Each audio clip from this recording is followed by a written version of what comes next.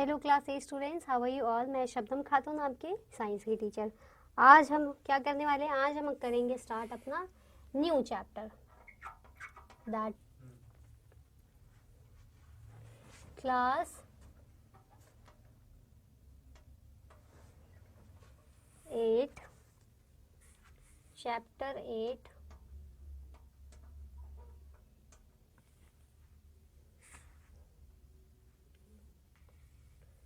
Chapter का नाम क्या है? सेल। आज हम अपना new chapter that is chapter number 8 cell structure and functions जो है हम आज स्टार्ट करेंगे।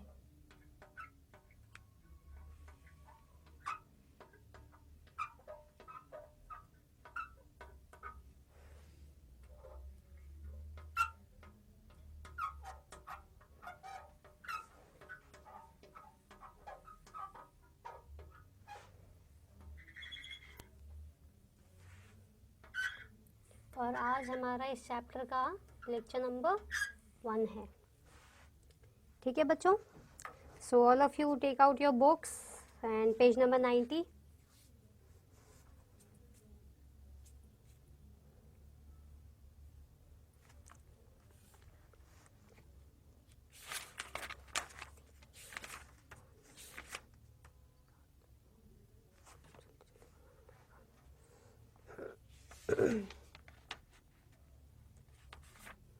निकाल लिया सबने? ठीक है, स्टार्ट करते हैं। Cell structure and functions. You have already learn that things around us are either living or non living. ठीक है, आपने नोटिस किया होगा और आपने पढ़ा भी होगा कि हमारे इर्द गिर्द जितनी भी चीज़ें हैं या तो वो लिविंग थिंग है या फिर वो नॉन लिविंग थिंग है। Further, you may recall that all living organisms carry out certain basic functions. Can you list these functions?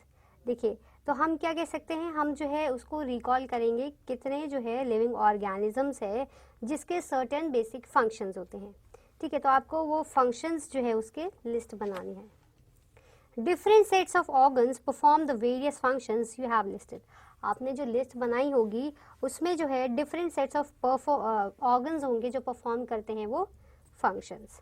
In this chapter you shall learn about the basic structural unit of an organ. आप क्या पढ़ेंगे इस chapter में? Basic structural unit of an organ के बारे में आप इस चैप्टर में पढ़ेंगे, यानी कि सेल के बारे में। Which is the cell? It is called cell. Cells में be compare to bricks. Cell को हम कैसे कंपेयर कर सकते हैं? एक ब्रिक से। जब एक मकान बनता है तो किससे बनता है? ब्रिक, छोटी छोटी ब्रिक से बनकर पूरी दीवार बनती है। ठीक है, और पूरी बिल्डिंग क्रिएट होती है। वैसे ही हमारी जो ह्यूमन बॉडी है वो कैसे बनती है? ऐसे ही छोटे छोटे स्मॉल स्मॉल यूनिट से मिलकर के बनती है। दैट इज छोटा छोटा जो स्मॉल स्मॉल यूनिट होता है उसको क्या कहते हैं? सेल कहते हैं। Bricks are assemble to make a building. Bricks को अगर हम असेंबल करें तो एक बिल्डिंग बन जाती है। Similarly cells are assemble to make the body of every organism. ऐसे ही सेल को अगर हम असेंबल करें, जैसे हम ब्रिक्स को असेंबल करते हैं, अगर हम सेल को असेंबल करें तो ऐसे ही बॉडी जो है किसी भी ऑर्गेनिज्म की वो क्या होगी? पूरी कंप्लीट हो जाएगी। ठीक है, now we will start with 8.1 discovery of the cell. Robert Hooke in 1665 observed slices of cork under a simple magnifying device. ठीक है, तो जो रॉबर्ट थे, ठीक है, उन्होंने 1665 में क्या ऑब्जर्व किया? स्लाइसेस ऑफ कॉर्क को ऑब्जर्व किया। ठीक है, सिंपल मैग्नीफाइंग डिवाइस से उन्होंने जो है उसको देखा तो उनको क्या पता चला? Cork is a part of bark of the tree. Cork क्या है? बार्क ऑफ द ट्री का पार्ट है।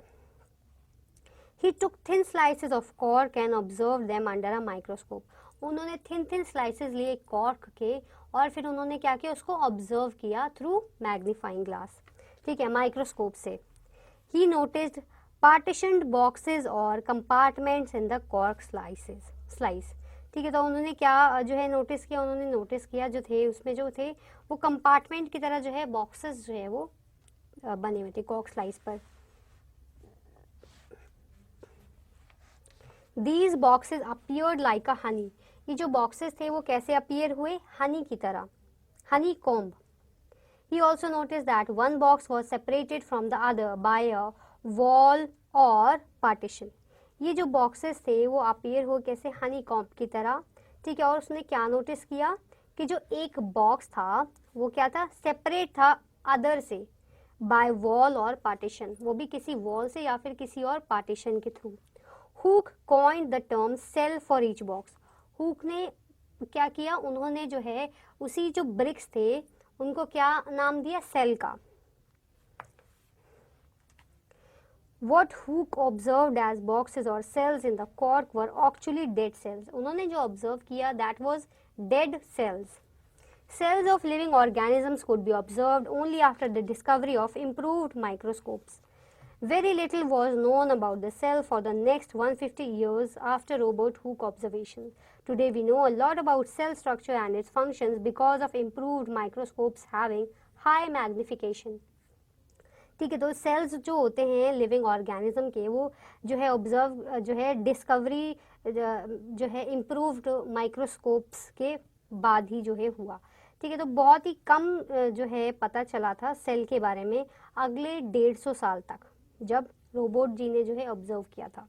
ठीक है, लेकिन आज जो है, आज सेल के बारे में और उसके फंक्शन के बारे में इम्प्रूव्ड माइक्रोस्कोप से जो है हाई मैग्निफिकेशन से जो है ज़्यादा अच्छे से जो है हमको पता चल चुका है। अब हम पढ़ेंगे 8.2 the cell. Both bricks in a building and cells in the living organisms are basic structural units. ठीक है, तो जो ब्रिक्स होते हैं बिल्डिंग के और जो ह्यूमन बॉडी के जो सेल होते हैं, वो दोनों क्या होते हैं, वो दोनों जो है बेसिक स्ट्रक्चरल यूनिट्स कहलाते हैं और इनको क्या कहते हैं, सेल। जैसे कि आपको फिगर नंबर 8.2 का ए दे रखा है और 8.2 का बी दे रखा है।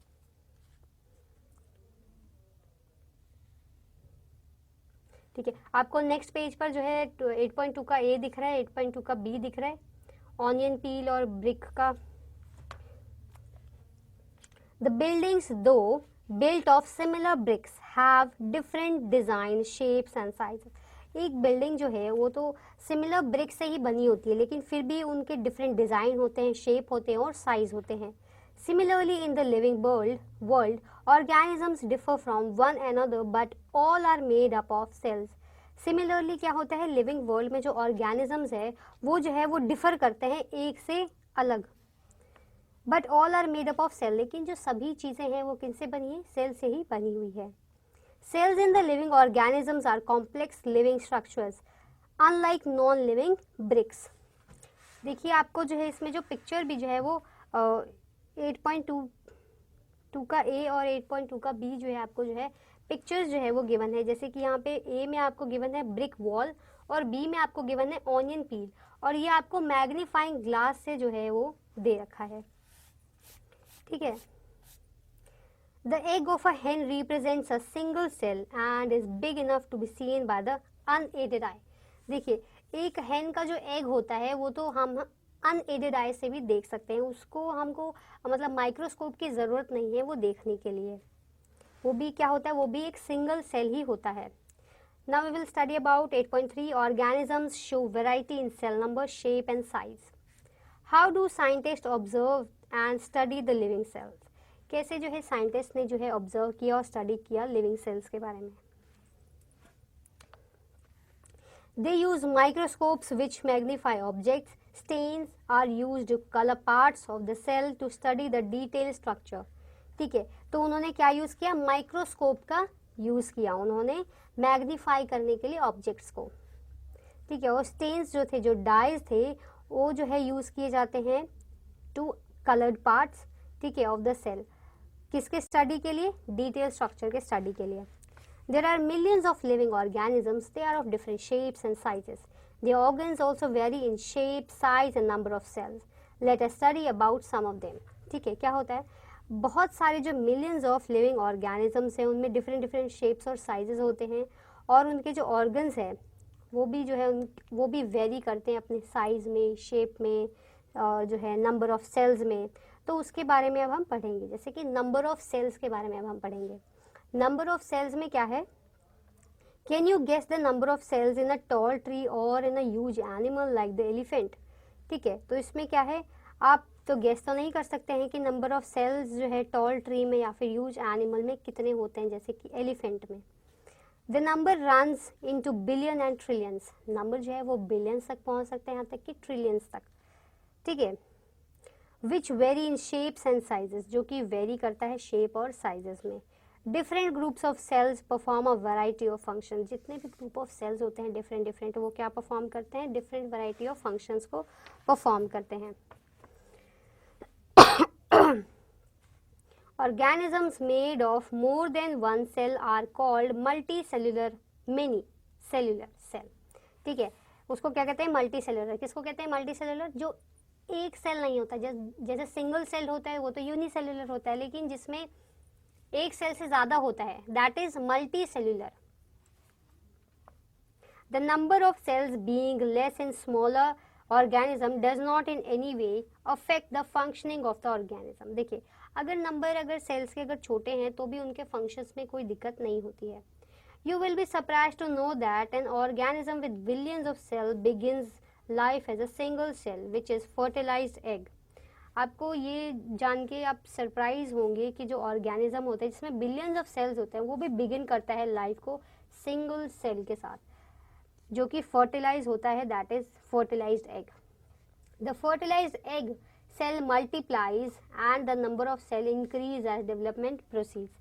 जैसे ही फर्टिलाइज एग जो है वो होता है तो फिर वो धीरे धीरे जो है डेवलप करता है और फिर वो एक सेल से मल्टी सेल में कन्वर्ट होता है। Look at figure 8.3, A and B both organisms are made up of single cell. ये जो अमीबा और जो पैरामीशियम है ये दोनों क्या है, सिंगल सेल्ड है। The single celled organisms are called unicellular. आपको जैसे कि मैंने बताया सिंगल सेल्ड जो ऑर्गेनिजम्स हैं उनको क्या कहते हैं, यूनिसेलुलर ऑर्गेनिजम्स। ठीक है, जैसे कि अमीबा और पैरामीशियम है। Next page, a single celled organism performs all necessary functions that multicellular organisms perform.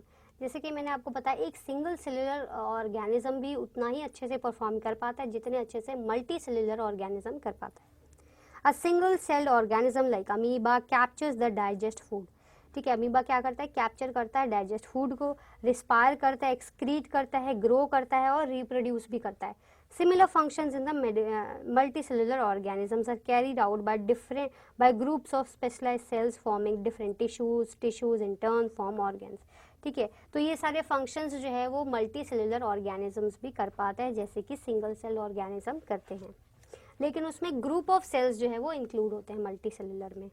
ठीक है, now we will study about shape of cells. Refer to figure number 8.3a. How do you define the shape of amoeba in the figure? कैसे आपने define किया shape के amoeba को? You may say that the shape appears irregular. उसकी shape क्या है, irregular है, कोई डेफिनेट शेप नहीं है। In fact, amoeba has no definite shape. उसकी कोई भी डेफिनेट शेप नहीं हुआ है। Unlike other organisms, जैसे अदर ऑर्गेनिजम्स की जो है डेफिनेट शेप होती है वैसे अमीबा की नहीं होती है। It keeps on changing it's shapes, वो जो है अपनी शेप जो है बार बार चेंज करते हैं। Observe the projections of varying lengths protruding out of its body. ठीक है, तो जो है उसके जो प्रोजेक्शंस होते हैं वो वेरी करते हैं उसके लेंथ में, ठीक है, और उसकी बॉडी में। दीज आर कॉल्ड सूडोपोडिया, जिसको क्या कहते हैं, सूडोपोडिया कहा जाता है। Pseudo means false, podia mean feet, जिसका मतलब हुआ false feet. As you learnt in class 7, these projections appear and disappear as amoeba moves or feeds। ठीक है, तो आपने क्लास 7 में भी आपने सूडोपोडिया के बारे में पढ़ा होगा, और इस प्रोजेक्शंस जो है वो अपीयर होती है और डिसअपियर होती है जैसे जैसे अमीबा जो है मूव करते हैं और फीड करता है।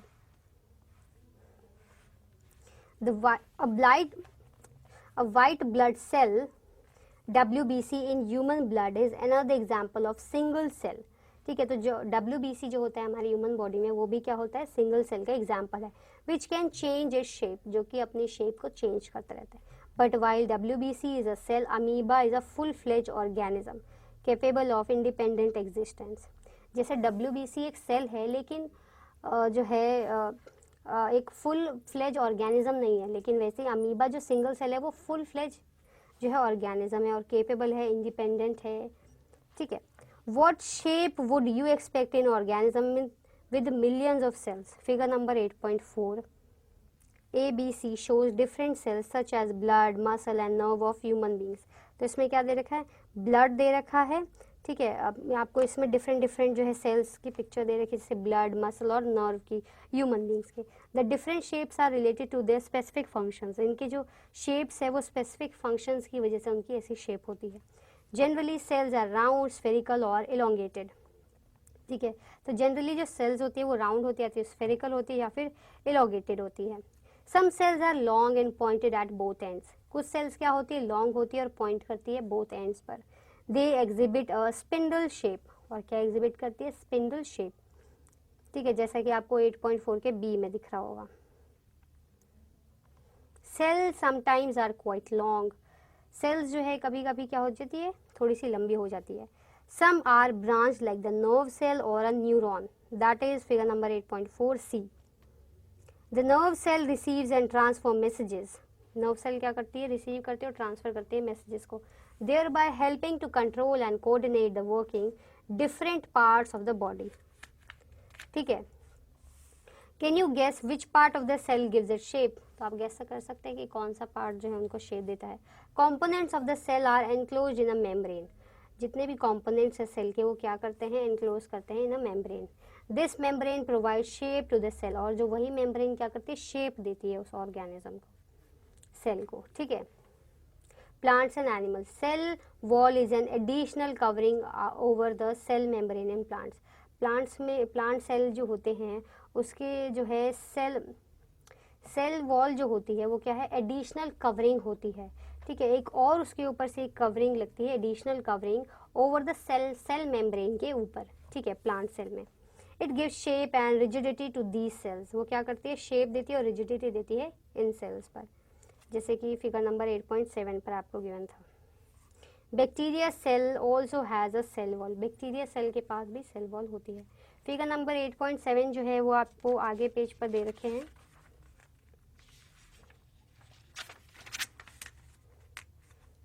पेज नंबर आपको 96 पर जो है दे रखा है, प्लांट सेल और एनिमल सेल करके।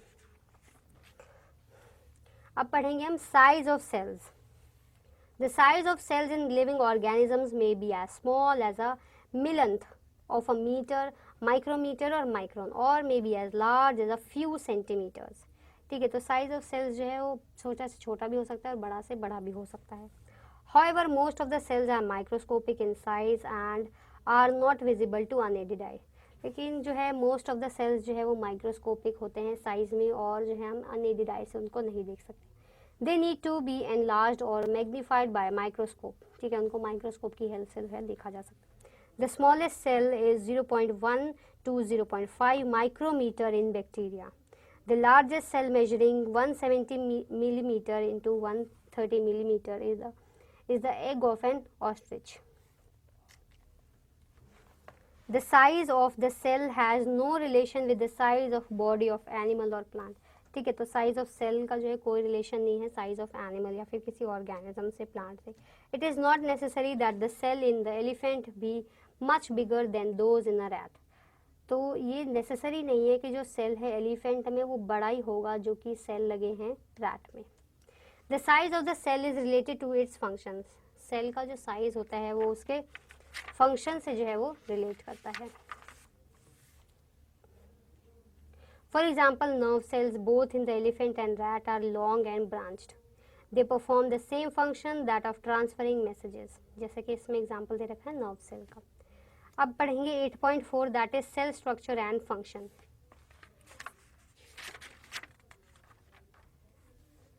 You have learned that each living organism has many organs. You have studied in class 7 about the digestive organs which together constitute the digestive system. आपने ये पढ़ा होगा कि ईच लिविंग ऑर्गेनिज्म जो है उनके पास क्या है, बहुत सारे ऑर्गन्स हैं। ठीक है, और जो है आपने पढ़ा होगा क्लास 7 में डाइजेस्टिव ऑर्गन्स के बारे में, जो है टुगेदर जो है फॉर्म करते हैं और डाइजेस्टिव सिस्टम जो है बनाते हैं। Each organ in the system perform different function such as digestion, assimilation and absorption. तो वो जो सारे फंक्शन है वो कुछ ना कुछ अपने स्पेसिफिक फंक्शन परफॉर्म करते हैं, जैसे कि डाइजेशन, एसिमुलेशन और एब्जॉर्प्शन।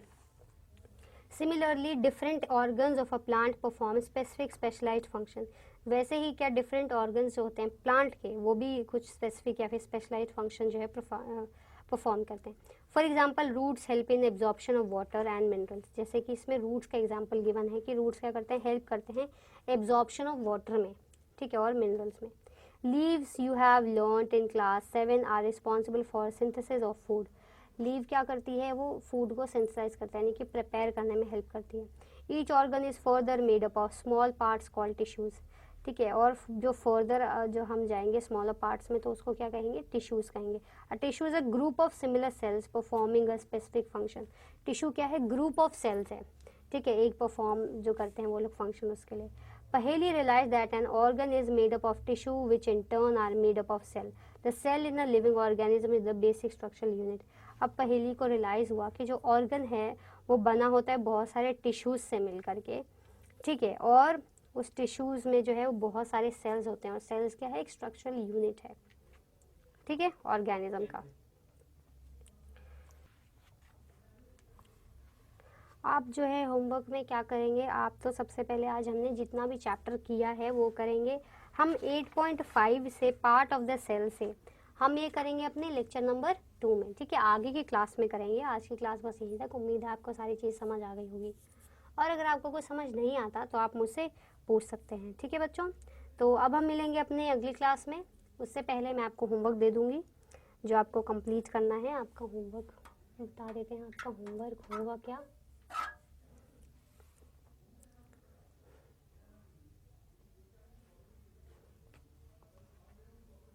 सेल के बारे में आप लिखेंगे, ठीक है, व्हाट इज सेल, ठीक है, सेल के बारे में बस आप लिखेंगे। सेल के बारे में हमने आज जो भी पढ़ा, सिंगल सेल है, मल्टी सेलुलर सेल है, सेल क्या होता है, उसको किससे कंपेयर किया जाता है, ठीक है, नंबर ऑफ सेल्स कितने होते हैं, शेप ऑफ सेल्स कैसे होते हैं, साइज ऑफ सेल्स कैसे हैं, सेल स्ट्रक्चर एंड फंक्शन क्या है, ठीक है। तो इन सब में आप एक छोटा सा एक शॉर्ट नोट की तरह आप सेल के ऊपर लिख सकते हैं, इन सब सारे पॉइंट्स को ध्यान में रखते हुए, ठीक है बच्चों। और अगर आपको मन करे तो आप साथ के साथ इनकी पिक्चर्स भी बना सकते हैं, ठीक है। और अगर नहीं, अगर आप बनाना चाहते हैं तो कोई बात नहीं, आप लेकिन लिखेंगे ज़रूर, ठीक है। और आप ज़रूर ये काम कर लेना, as a short note cell के बारे में लिखना, जितना हमने अभी तक पढ़ा है, जो भी आपको समझ आए वो सब आपको सेल के बारे में लिखना है, ठीक है बच्चों। अब हम मिलेंगे अपने लेक्चर नंबर 2 में। अपना होमवर्क आपको किस में करना है, अपनी साइंस की नोटबुक में, और प्लीज़ कंप्लीट कर लेना आपका होमवर्क, बिकॉज आपकी नोटबुक्स जो है वो चेक होंगी। So make sure you complete your homework on time as well as in neat and clean handwriting. Now we will meet in our next lecture with 8.5 parts of the cell, जिसमें हम पढ़ेंगे cell membrane, ठीक है, और पढ़ेंगे हम cytoplasm के बारे में, ये जो है सेल के ही पार्ट्स है, न्यूक्लियस के बारे में, और हम विद पिक्चर्स इसको समझेंगे। फिर हम पढ़ेंगे comparison of plant and animal cell, ठीक है। तो इसमें नीचे जो पिक्चर्स गिवन है इसके हम समझेंगे कि आगे के चैप्टर्स में क्या है सेल के बारे में, ठीक है बच्चों। आज के लिए इतना ही, अब हम मिलेंगे अपने नेक्स्ट लेक्चर में। अपना होमवर्क आप प्लीज़ कंप्लीट कर लेना, और हम अब मिलते हैं लेक्चर नंबर 2 में। Till then bye and take care.